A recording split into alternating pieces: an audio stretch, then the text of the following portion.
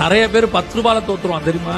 கடையில போன உடனே கடைக்காரர் சில்லறைய 10 ரூபாய் எக்ஸ்ட்ரா கொடுத்துருவாரு. இந்த ஆளுக்கு அது எக்ஸ்ட்ரான்னு தெரியும், நல்லா வந்து பாப்பான் 10 ரூபாய் எக்ஸ்ட்ரா. இப்ப பிசாசு தெரியாம கொடுத்துட்டான்னு நினைக்கிறீங்களா? பிசாசு யார் தெரியல, கஞ்சப்பைய 10 காசு கூட விட்டு கொடுக்க மாட்டாங்க. அவன் சும்மா கொடுத்தான் உங்களுக்கு 10 ரூபாய், அந்த கடைக்காரனை வச்சு கொடுத்தான் 10 ரூபாய், அவன்கிட்ட 10 ரூபாய் கொடு போதும்.